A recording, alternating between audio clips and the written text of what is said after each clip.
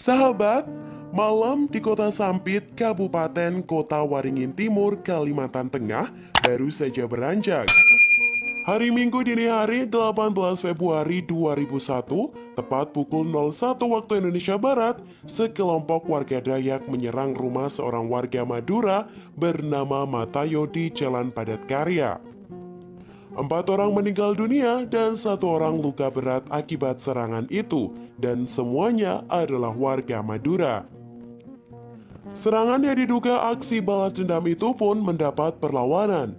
Pagi harinya, sekitar pukul 8 waktu Indonesia Barat, sejumlah warga Madura mendatangi rumah seorang Dayak bernama Timil yang diduga menyembunyikan salah satu pelaku penyerangan. Saat itu, Timil berhasil diamankan polisi, tetapi warga Madura yang tak puas langsung membakar rumahnya. Warga Madura yang marah juga menyerang rumah kerabat Timil dan menewaskan 3 penghuninya. Selang berapa lama, tepat pada pukul 12 waktu Indonesia Barat, pasukan Brimopolda Kalimantan Selatan sebanyak 103 personil dengan kendali BKO Polda Kalimantan Tengah tiba di Sampit. Puluhan tersangka berikut barang bukti senjata tajam kemudian dibawa ke Mapolda Kalteng di Palangkaraya. Namun situasi tak kunjung kondusif.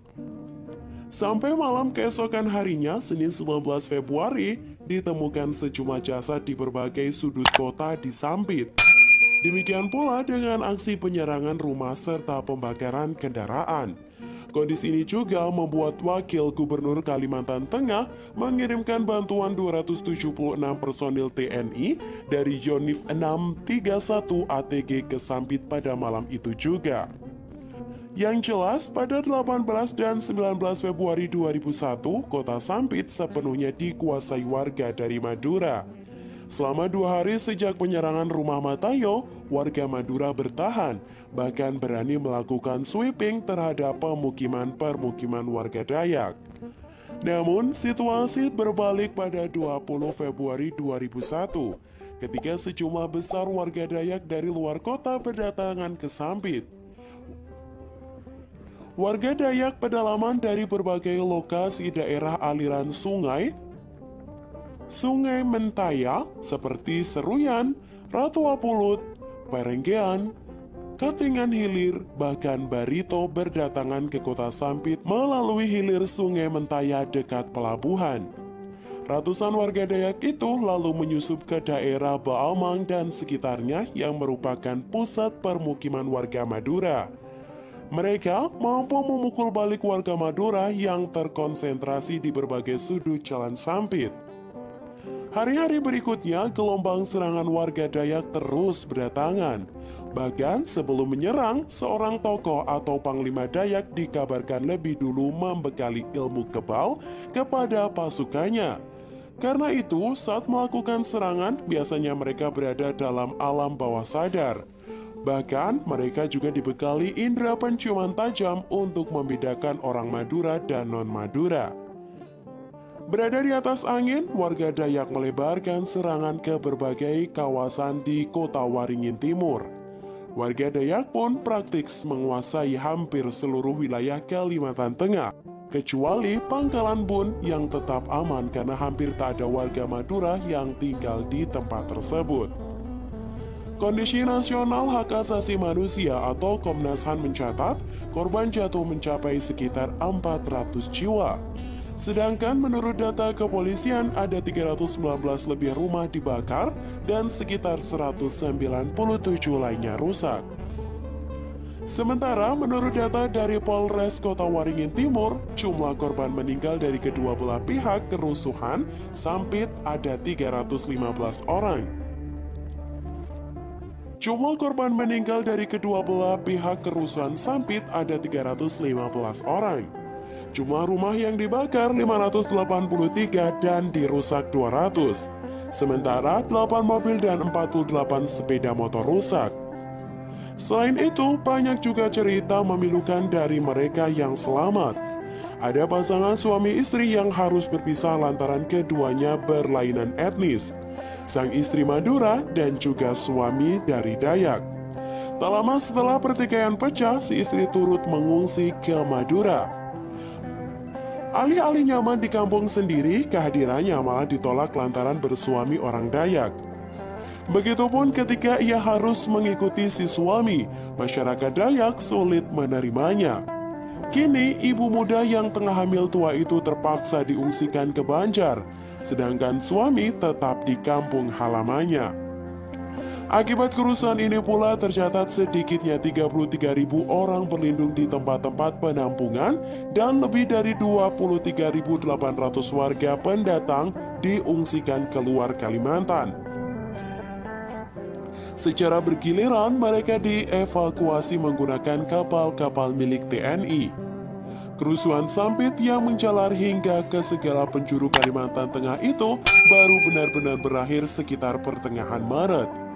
Untuk memperingati akhir konflik ini dibuatlah perjanjian damai antara suku Dayak dan Madura. Untuk memperingati perjanjian damai itu dibangunlah sebuah tugu perdamaian yang ada di Sampit. Kerusuhan Sampit pada tahun 2001 bukanlah peristiwa yang berdiri sendiri, karena setelah terjadi beberapa insiden sebelumnya antara warga Dayak dan Madura. Bahkan konflik besar terakhir terjadi pada Desember 1996 dan juga Januari 1997 yang mengakibatkan 600 korban tewas. Warga Madura yang pertama tiba di Kalimantan tahun 1930 merupakan bagian dari program transmigrasi yang dicanangkan pemerintah kolonial Belanda dan dilanjutkan oleh pemerintah Indonesia. Jumlah warga Madura pun kemudian menjadi signifikan dalam percaturan ekonomi di Kalimantan Tengah. Pada tahun 2000 tercatat warga transmigran membentuk 21% populasi Kalimantan Tengah. Suku Dayak pun dikabarkan merasa tidak puas dengan persaingan yang terus datang dari warga Madura yang semakin agresif. Ditambah lagi, aturan-aturan baru telah memungkinkan warga Madura memperoleh kontrol terhadap banyak industri komersial di provinsi ini seperti perkayuan, pertambangan, dan juga perkebunan. Dalam disertainya bertajuk Migrasi Swakarsa Orang Madura ke Kalimantan Barat, almarhum Profesor Hendro Suroyo Sudagung mengungkapkan pertikaian yang sering terjadi antara warga Madura dan Dayak dipicu rasa etnosentrisme yang kuat di kedua belah pihak. Semangat persekutuan inilah yang mendasari solidaritas antar anggota suku di Kalimantan. Situasi seperti itu diperparah kebiasaan dan nilai-nilai yang berbeda, bahkan mungkin berbenturan. Misalnya, adat orang Madura yang membawa parang atau celurit kemanapun pergi, membuat orang Dayak melihat sang tamunya selalu siap berkelahi.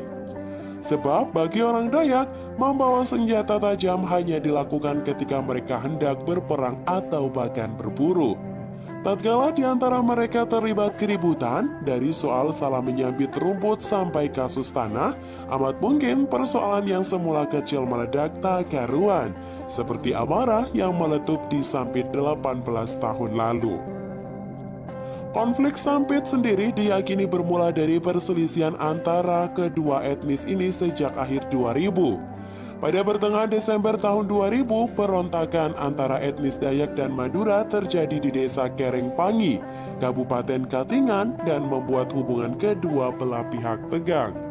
Ketegangan itu kian hebat setelah perkelahian di sebuah tempat hiburan di desa pertambangan emas Ampait. Sandong, seorang etnis Dayak juga tewas akibat beberapa luka bacokan dalam perkelahian tersebut. Kasus tewasnya Sandong sebenarnya telah ditangani polisi setempat, namun hal itu tak bisa meredam amarah keluarga dan tetangga Sandong. 2 hari usai peristiwa naas itu, 300 warga Dayak mendatangi tempat tewasnya Sandong untuk mencari pelakunya. Tak berhasil menemukan pelaku, kelompok warga Dayak itu melampiaskan kemarahannya dengan merusak 9 rumah dan unit mobil, 5 unit motor, dan 2 tempat karaoke, dan semuanya milik warga Madura. Penyerangan itu juga membuat 1.335 orang Madura mengungsi. Ada dugaan bahwa salah seorang pelaku pembunuhan Sandong bersembunyi di Sampit, ibu kota Kabupaten Kota Waringin Timur, kota tetangga Katingan. Sampit pun memanas yang berujung pada kerusuhan besar pada Minggu Nahas, 18 Februari 2001 dini hari. Dari sinilah benang merah rusuh Sampit bisa ditarik. Tidak sampai 1 tahun setelah kerusuhan berakhir, warga Sampit dan Kalimantan Tengah langsung berbenah. Warga Madura pun kembali berdatangan ke Sampit untuk mencari penghidupan. Sejak itu, Sampit mengalami perkembangan dan kemajuan yang pesat baik di bidang ekonomi maupun industri. Sampit kini dikenal sebagai kota yang damai, sejahtera, dan keseharian penduduk yang juga rukun. Sampit tentu telah belajar dari kerusuhan Februari 2001. Bahkan kebencian antar warga sebangsa hanya akan memunculkan pihak yang kalah dan tanpa pemenang.